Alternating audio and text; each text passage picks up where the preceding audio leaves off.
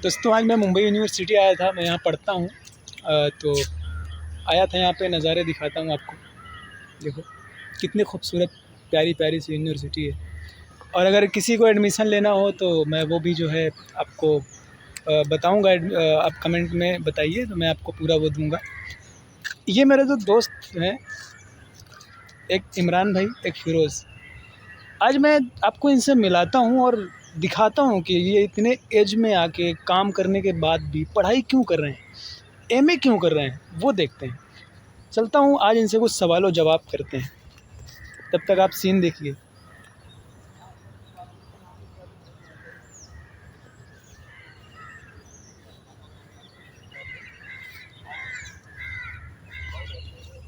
ये मिलते हैं अपने दोस्तों से।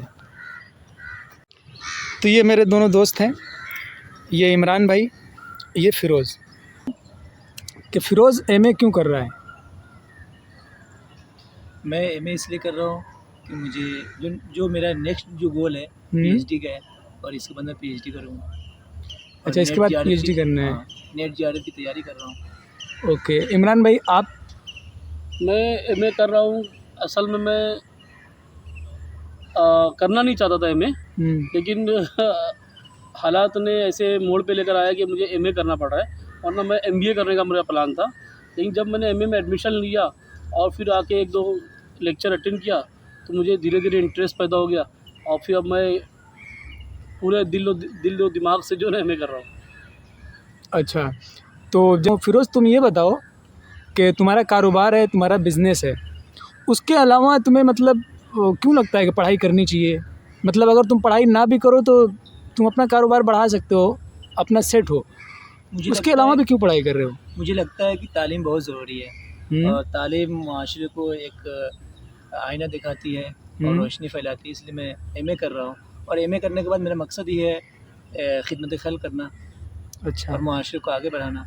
ओके।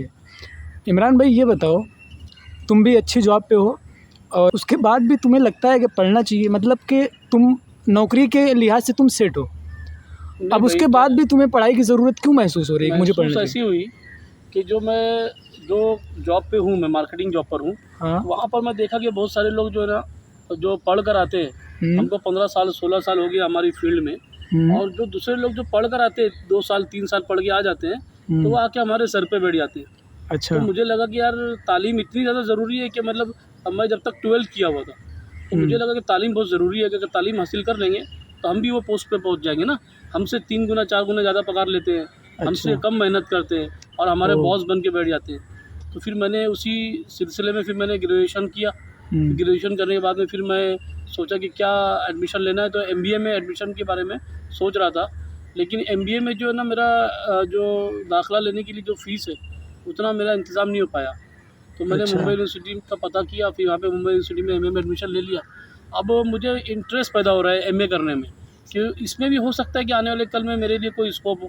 लेकिन मैं आगे कोशिश करूँगा कि मैं नेट का एग्ज़ाम पास करूँ, और मेरा प्लान है कि आगे अपना जॉब करते हुए मैं पीएचडी करना चाहता हूँ। और मैं कुछ जो ना अदब में मैं शायर बनने के लिए बनने के उसमें भी हूँ कि शायर भी बनना है मुझे।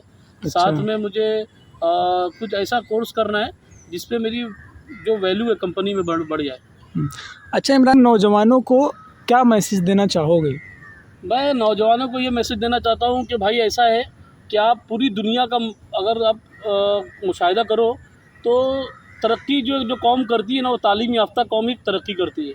और अगर आप मुसलमान हो, आप अगर इस्लाम को फॉलो करते हो, तो इस्लाम का जो पहला लफ्ज़ है वो इक़रा से ही शुरू होता है। तो इक़रा का मतलब होता है तालीम। हुज़ूर सल्लल्लाहु अलैहि वसल्लम ने फरमाया कि आप तालीम हासिल करो, चाहे आपको चीन क्यों ना जाना पड़े।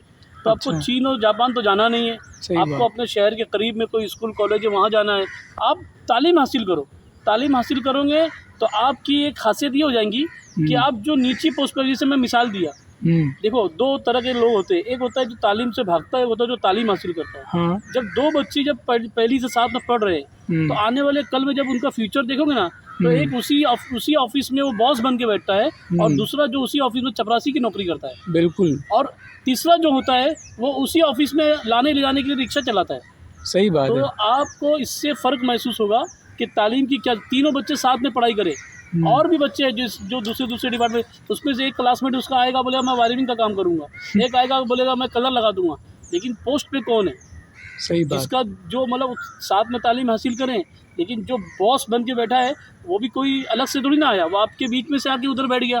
तो आप भी ऐसी तालीम हासिल करो कि आप कौम के सरबराह बनो, आप अपने घर के रहनुमा बनो, सबसे पहले अपने घर के रहनुमा बनो, अपने दोस्तों के रहनुमा बनो, अपने मोहल्ले में जो बिगड़े हुए बच्चे हैं जो तालीम से दूर भागते हैं उनको सुधारने के लिए रहनुमा बनो और उनको करीब लाओ तालीम से। तालीम ही एक ऐसी चीज़ है जिसमें आपको दौलत और किसी चीज़ की ज़रूरत नहीं है, ताकत की ज़रूरत नहीं है। आप सिर्फ तालीम हासिल कर लोगे, पेन आपके हाथ में आ जाएगा तो आप मिसाइल से भी बेहतर काम कर सकोगे। अच्छा, तो इमरान भाई ये बताओ, मैं इसलिए ये सवाल तुमसे कर रहा हूँ कि तुम्हारी उम्र जो है ज़्यादा है और तुमको एक्सपीरियंस तजर्बे बहुत हैं, तो मतलब एक पढ़ाई का वो बन गया ना, पढ़ाई कर लेंगे और एक नौकरी लग जाएगी 30,000 की, 20,000 की, 40,000 की। मतलब इसको किस लिहाज से आप देखते हैं कि मतलब क्या पढ़ लिख के ये 30,000 की नौकरी, 40,000 की नौकरी? कि आप ये समझ के चलो कि तालीम हासिल करने के लिए और तालीम हासिल करने वाला और बिगैर तालीम हासिल करने वाले को आप दो हिस्सों में डिवाइड कर दो। आप देखो गले के नीचे जो जिस्म का जो हिस्सा है, हाँ, और गले के ऊपर का जो हिस्सा है, ऊपर का हिस्सा 15% है, हाँ, गले के नीचे 85% है, हाँ, मतलब 85% है। लेकिन आप देखोगे जो तालीम हासिल करेगा वो यहाँ से काम करेगा, उसको ज़बान से बोलना पड़ेगा, उसको मतलब दिमाग का इस्तेमाल करना पड़ेगा और ज़्यादा मेहनत नहीं करना है उसको, और पगार भी ज़्यादा लेगा।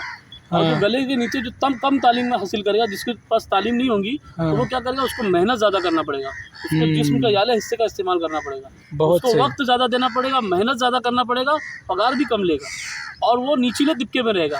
और जो यहाँ से ऊपर काम करेगा वो तालीम हासिल करने के बाद ही वो पा सकता है, लेकिन उसके बाद वो उसका बॉस बन के बैठेगा, उससे पगार उसकी 2-3 गुना ज़्यादा रहेंगी, एसी में बैठेगा, एसी वाले कार में चलेगा और उसके बंगले रहेंगे, उसके फ्लैट्स रहेंगे। बहुत वो सही, अपने आने वाले कल में अपने बच्चों को आला तालीम भी दे सकता है। तो इसलिए तालीम हासिल करना बहुत ज़्यादा ज़रूरी है। ओके, मैं फ़िरोज़ तुमसे ये जानना चाहता हूँ कि मतलब पढ़ाई को मतलब किस नज़रिए से देखना चाहिए, मतलब पढ़ाई को नौकरी से जोड़ना चाहिए? क्योंकि मुझे एक बात नहीं समझ में आती कि लोग पढ़ते लिखते हैं, उसके बाद मतलब नौकरी के लिए पढ़ते हैं, तो मुझे लगता है नौकर बनने के लिए पढ़ना ज़रूरी थोड़ी है।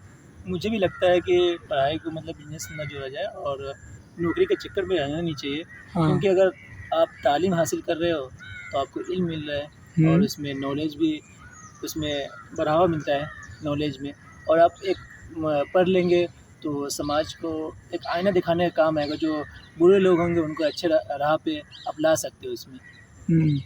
सही बात है, बहुत शुक्रिया। आप अब कैमरे के पीछे मैं जाके थोड़ा सा एक्सप्लेन करूँगा, फ़िरोज़ यहाँ पे आएगा। तो दोस्तों, मैंने अभी वीडियो बनाया, हम 3 दोस्त हैं, तो इसमें से मैंने जो सवालात पूछे वो इमरान भाई थे और फ़िरोज़।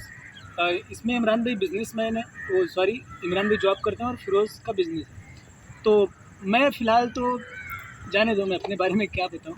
मेरा जो नज़रिया है ना, पढ़ाई लिखाई को तालीम से मतलब पैसे से नहीं जोड़ना चाहिए। मतलब अगर आप इसलिए पढ़ रहे हो, मैं पढ़ूँगा मुझे 30,000 40,000 की नौकरी मिल जाएगी, तो फिर वही बात हो गई कि आपको मतलब एक नौकरी करने के लिए, नौकर बनने के लिए आप पढ़ाई कर रहे हो। मतलब पढ़ाई का एक अलग लेवल है, तो उसको नौकरी से नहीं जोड़ना चाहिए। पढ़ाई आप इसलिए करो, जैसा कि इमरान भाई ने बताया था, आप लीडर बनो, आप रहनुमा बनो, आप रहबर बनो। मतलब कि लोगों के जहाँ अगर 10 15 20 लोग हैं, तो ये पढ़ाई जो है आपके अंदर वो काबिलियत लाएगी कि आप 15-20 लोगों को लीड कर सको, उनको रास्ते दिखा सको, उनको ये बताओ कि सही क्या है, गलत क्या है। ये बिल्कुल नहीं कि मतलब तुम पढ़ाई किए, जैसा कि इमरान भाई बताया कि 2 तरह के लोग हैं, नीचे और एक ऊपर वाले। तो पढ़ाई तुम्हारी इस लेवल की नहीं होनी चाहिए कि तुम 20 से 30,000 की नौकरी कर रहे हो, सर के नीचे हो। सर के ऊपर बनो, लीडर बनो, रहनुमा बनो, और पढ़ाई करो तो अच्छे से करो, काबिलियत के लिए करो। तो आज हम तीनों यहाँ पर यूनिवर्सिटी आए थे, तालाब पर आए थे, बहुत अच्छा मौसम था, तो मैंने सोचा ये हमारा फर्स्ट वीडियो है, और इसके बाद भी इंशाल्लाह किसी ऐसे मौजू पर आएंगे जो आपके लिए फ़ायदा हो, कुछ न कुछ आपको सबक दें।